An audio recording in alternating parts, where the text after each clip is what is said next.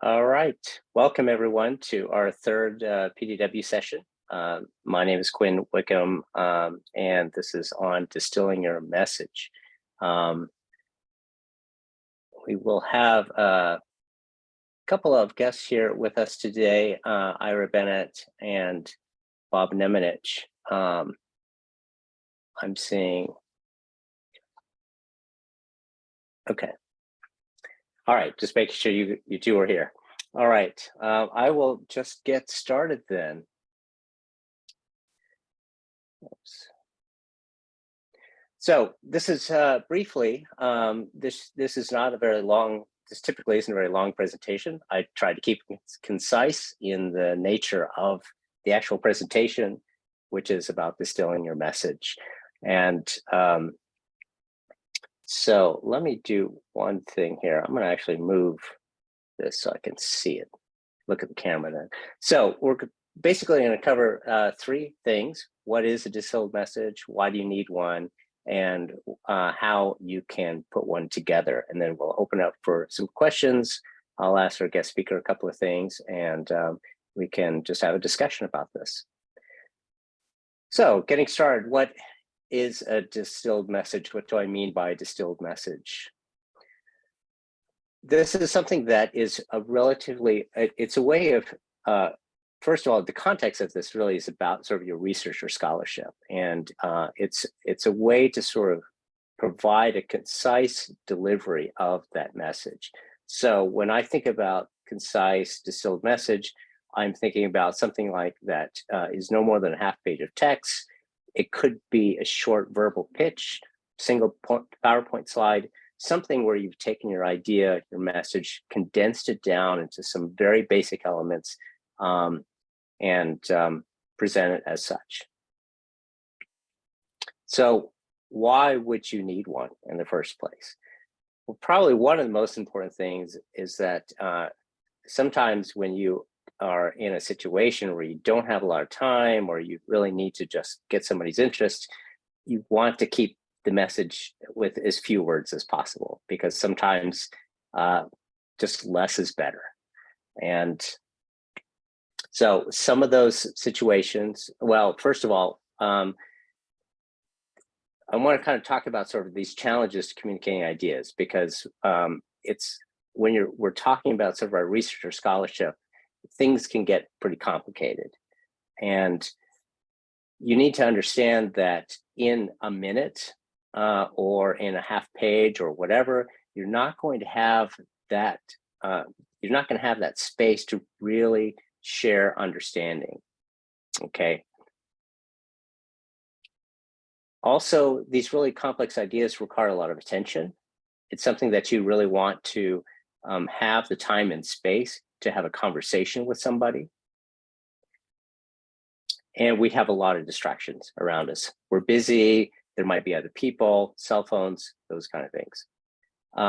So how are you going to deal with this? You know, what is the purpose then of actually trying to condense your message if you don't have that space to kind of get it across? Well, this distilled message, the idea of this is that you're really looking to grab the attention of your listener. And it could be that you want to grab their attention so that you can continue the conversation right there, or you want to grab their attention so that you can talk with them later about it. So really the goal of having this distilled message is not to convey a full understanding of what your research or scholarship is. It's really so that you can just make it to the next meeting, so that you can plan an hour with this person or 30 minutes or whatever you think it takes to really have an in-depth discussion about what you're working on. So again, the whole point here is, what can you do to grab the listener's attention in a short amount of time so that they will want to learn more about this? So how would you go about putting one together? Well, there's a few things that you really need to think about when you're developing this message. And really a lot of it is about sort of the audience, who's the message geared towards, and kind of what the context is. You know, if it's a verbal pitch, you're going to create it one way. If you have that opportunity to give them a half page, That's another way. If there's a slide, so and context also being where that person is. What's the actual physical situation that you're in? So going back, when we talk about the audience who I'll be pitching to, how much time we'll have, will there be other distractions to think about? And these are important to think about when you're actually crafting that message. So when we're thinking about the audience, it could be a senior peer that you want to kind of talk up your project to get some feedback. Could be a potential collaborator. You just, again, want to get their attention so that you can meet with them later. And importantly, in sort of our world of dealing with proposals, it could be a program officer. And program officers notoriously don't have a lot of time. So again, you want to be able to capture their attention and get them interested in what you're working on so you can have a further discussion. So when thinking about the context, you might be at a conference. And if you're at a conference, you just don't have 30 minutes to an hour to sit there and chat. You could be just meeting them between sessions. Again, just grab their attention so that they want to talk to you later. It may just be an email. And within an email, it might be easy to, you might think that the easy answer would be to attach, your draft proposal as an attachment to the email.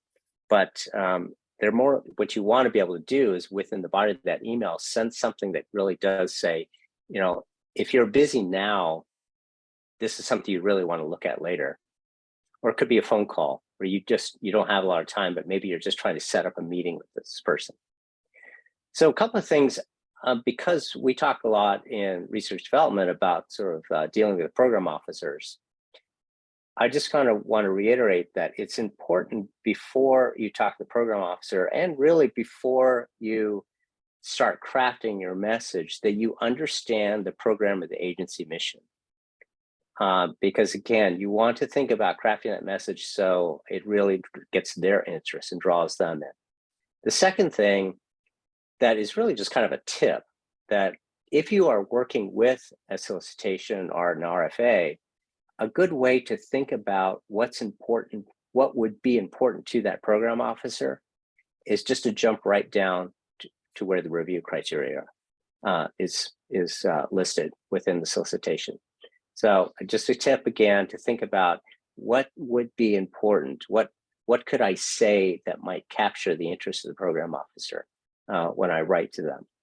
So look at the review criteria for some ideas for that. So some useful tools. I have three that I'm going to briefly cover. And the Heilmeyer Catechism, a quad chart, and logic models. The Heilmeyer Catechism was developed by a former DARPA director. And here he was just trying to sort of help the agency officials evaluate other programs. So exactly what you might want is somebody who sort of a list of criteria that helps reviewers evaluate your research. And it's really, it was written sort of geared towards a technical audience, but it actually can be really broadly thought of. You can think of it pretty broadly. It consists of a whole series of questions. And I'm not going to read through all of these, but the first four is what I really want to focus on here. And actually, we will be providing you with some material for those who've registered that Ira Bennett has on, it's sort of a form, a worksheet that walks you through these questions. But these are pretty much the gist of all the questions that the catechism focuses on. Now, when you are thinking about your concise message, what I really want to focus on are these top four, because trying to squeeze all of that into one half page is going to be real difficult. But you can just focus on these top four. You can get a lot of information that's going to capture their interest. Or obviously, if for example, if the review criteria specifically says they're looking for cost is an important part of it, you can add that in. So, tailor it to the audience. The second tool is often used by, it's particularly used by the Department of Defense. I think the DOE has done it. I've seen it asked for by NSF before, and it's really called a quad chart. And this is kind of more of a, it's almost like used as if it's kind of a presentation, but they'll ask for it sometimes as a one-page document that's kind of sent in. And all it is really is, it's just a page that's broken up into 4 sections. So this is an example of one from, Department of Defense, and they're sort of pick out a few of the key things that they want you to reflect upon, and then just add some bullet points. There's actually a lot of text in this one. This is a template that's provided for a NASA project, but you can see it's the objective, approach, key milestones, and then sort of an image to describe what you're working on. And here's another one from the Department of Energy that's very similar. Technology summary, key personnel, project summary, impact. Don't have a lot of room for writing, so you really have to kind of distill it down. You can actually use, one way to think about it is use the Heilmarker Catechism to come up with the things you need to fill out in the quad chart. It's one way to go about this.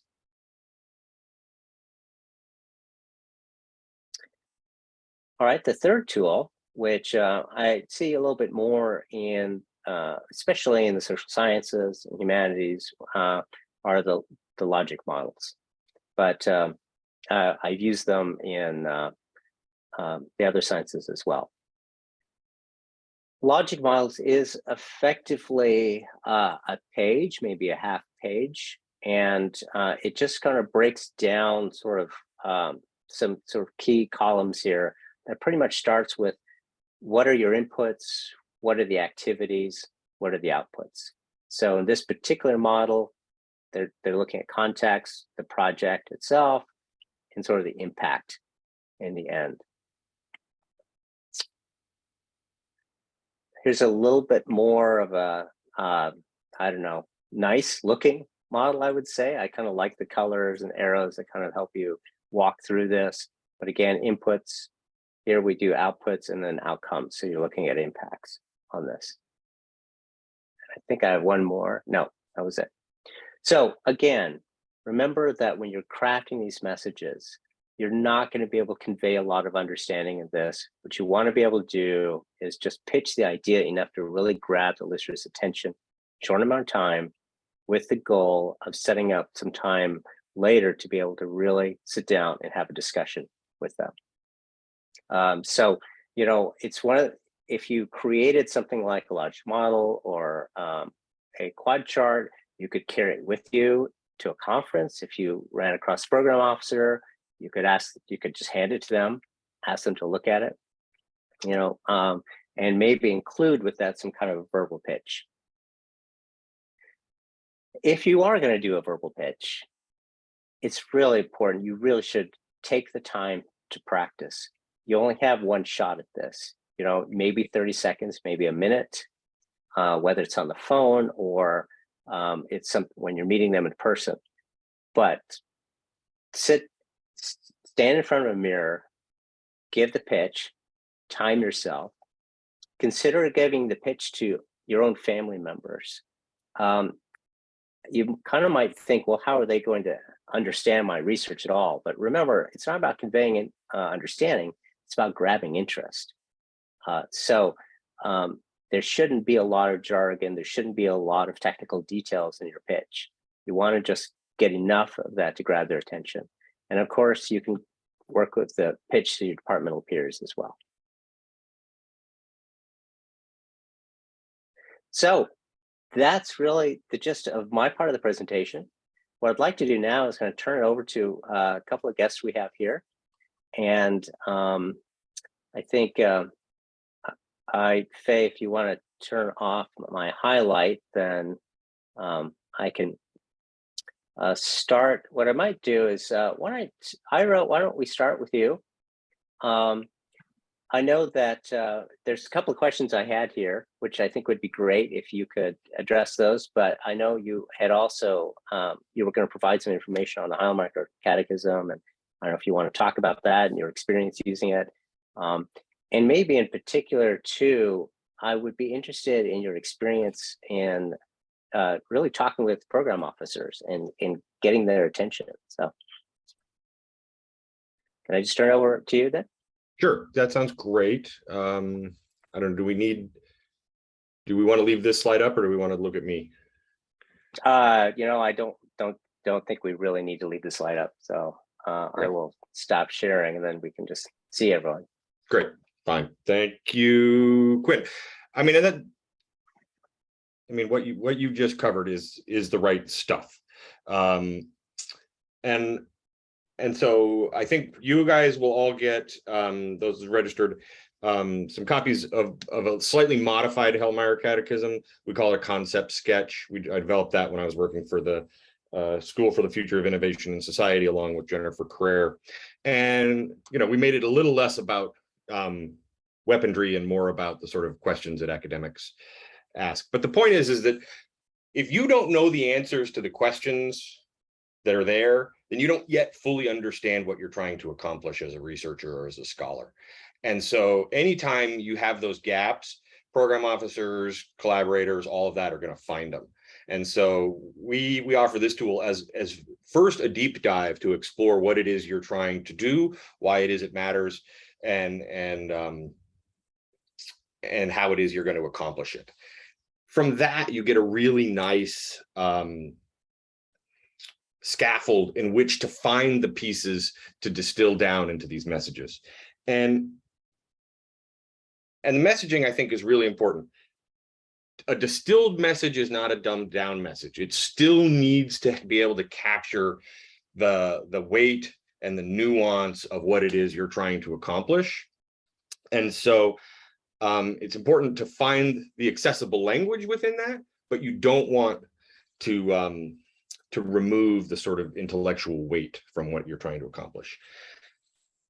I think these things can be presented in different frames depending on your relationship with who you're trying to communicate this to. So when I've spent a lot of time talking to various program officers, and I know some of them reasonably well. In that scenario, I will go in with, you know, the 30-second, 60-second pitch and have a 1 to 2 page leave behind, right? And we can just pop through 4 or 5 ideas over the course of a 15-minute meeting. And then, you know, schedule some time for a follow-up after the program officer has had a time to read your 1 to 2 pagers to really come up. But sometimes it's, you know, the 30-second of this is what we're trying to do. This is what the deliverables will be. Here is the intellectual space we're trying to affect. And sometimes the program officers are like, nope, that's not what we're interested in. We're looking in a different direction right now. Great, then you just move right along. So, but sometimes, as Quinn sort of alluded to, there is this idea of you know, catching the program officer at a conference or whatever. Having your 30 to 60-second thing practiced well and smooth, so you're not tripping over yourself constantly, is crucial to this. And it's even more crucial if you're trying to do things that are very complicated. So we're finding a lot of people these days, especially in sort of this new funding environment in the Biden administration, where the Department of Energy is asking for this J40, the Justice 40, where 40% of the impact needs to be directed towards previously disadvantaged or excluded communities, that sort of stuff. So we have a lot of engineers and scientists that are going after DOE money that now need to find social science partners and evaluators to help them sort of achieve this Justice 40 requirement that DOE has now. So it's really important for these technical people to be able to figure out how to distill their message to find social science and justice studies and humanities partners. It's an interesting dynamic that sort of is flipped, and it's been sort of fun to watch over the last couple months as this Justice 40 stuff has gotten rolled out. Again, the same sort of thing.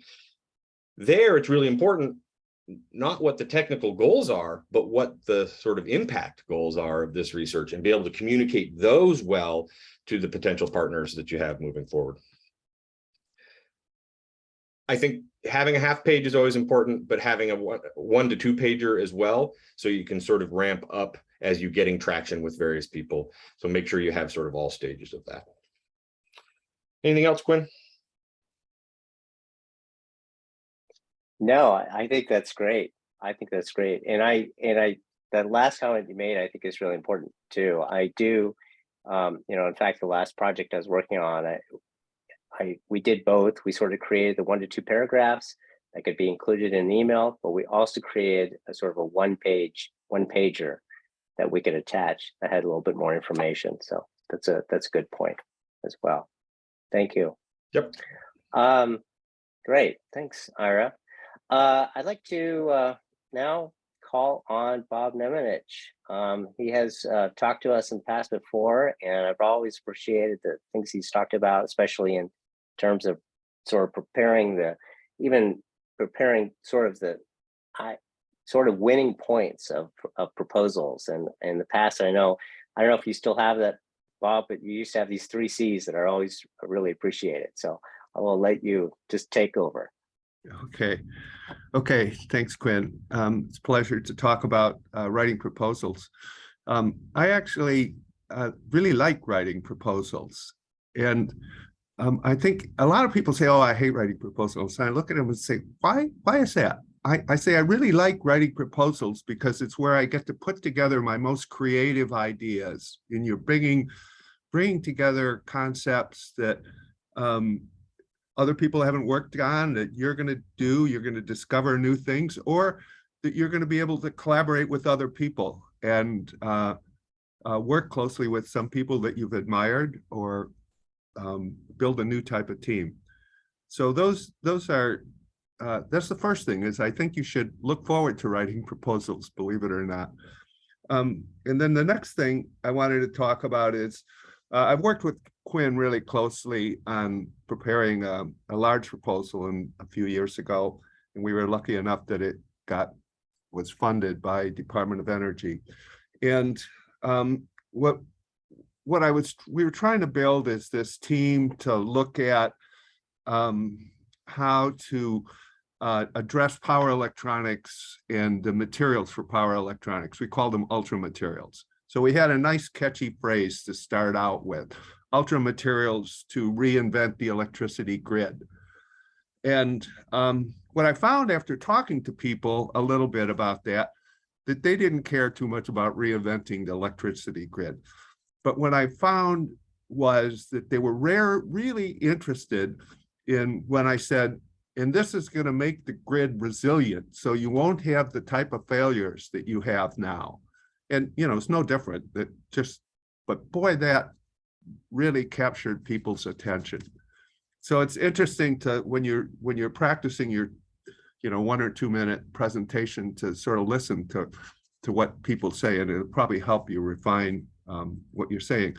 And some of my most successful proposals have had very short titles. Like my recent NSF proposal was electrons in diamond. 3 words, electrons in diamond. So you think of diamond as a gem that you probably never thought of making semiconductors out of diamond, but you can. And a title like electrons in diamond sort of was catchy enough and saying, well, we're making transistors out of diamond, and we're growing our own diamond. And within that short sentence, 3 sentences, it either captured people's attention, or they say, I'm not interested, one or the other. But many times it captured people's attention. So that was sort of a good thing to get started on it, to remember.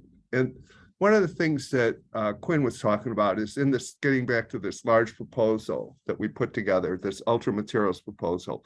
So we have 17 other co-PIs on the proposal. And when you're trying to put together a proposal and getting input from the other co-PIs, what their tendency is to go back to their last failed proposal and send it to you and want you to incorporate it into this large proposal. So Quinn and I came up with this way to sort of discourage that approach. And what we said is we want proposals that meet the 3 C's. It has to be creative, compelling, and collaborative. So if it didn't have all 3 of those ideas, we were less interested in putting it into the big proposal. So creative meant that it had to be something new, that it had to be something where you're making a step in understanding. So that was important, that you could really express that quickly. And sometimes that's a really hard thing to express, that how is this in something that you can say in 1 sentence. And we asked them to do that. And then compelling comes back to who cares, what is it good for? So you have to show that how it fits in with the field and how it fits in with potential applications and how it would lead to a resilient electricity grid, which is what everybody really wants nowadays. So that was an important part. And the other thing is it had to be collaborative. If you're putting together a team proposal, it has to be a team. So we expressed that to people, and we got a lot of input, and we kept on using that as our judge when we distilled it down into the white paper and then distilled it down later into the full proposal. And we keep doing that. So those are some of the important things we had. So when we try to put together proposals, I think that you can have 3 or 4 sections. You probably shouldn't have 10 sections, because nobody can keep track of 10 sections, but they can keep track of 3 or 4 titles when they're looking at a proposal, maybe. And you don't have to do everything in your proposal. There may be some pretty good ideas that are just too complex to put into a proposal, and certainly too complex to put into a white paper. So that's something you might think about. One of the other things is, instead of having a business card, I don't know if this will show up, but I have this flyer, and it's on our center, Ultra Materials for a Resilient Smart Electricity Grid. And it has some pictures in it. It has some pictures of students and stuff like that, and some catchy pictures and some words, maybe too many. But I give this away instead of a business card when I go to conferences. And I'm surprised how many people say, oh, can I have 2 of them?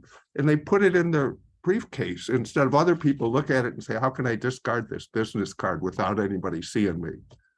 So those are just some of the things that we've been working on. So short summary, this 20-second elevator pitch, it's really important that you have that down. And when your elevator pitch, something everybody forgets to put into it is a period every so often. So the person you're talking to can ask a question. And it's really great. Don't have, a 3-minute pitch with no periods. Put some periods in. And then, the 3 C's, creative, compelling, and collaborative, are things that we like. And have fun. Enjoy writing proposals. I think it's your most creative time. Thank you. Thank you. I really like, especially what you said about the titles. I hadn't really given that a lot of thought in a while. That I've seen some very long, complicated titles out there, and it doesn't make for something that rolls off the tongue very well. That's a really good point. Oh, it's nice to have a good Zoom background too. So if people ask me, how do I grow diamond? I'll say right over there. That's a good point. At this point, I really would like to just kind of really open up for questions. You can just unmute yourself. You could raise your hand, put something in the chat. And if you've got any questions, or if you want to share any experiences you've had in terms of successful pitches or things that you've done that have worked pretty well, we're sort of all ears. So do we have anything from anyone? I can also reduce some of the stress by pausing the recording. Should I do that? Oh, Sure. Yeah. Go can do that.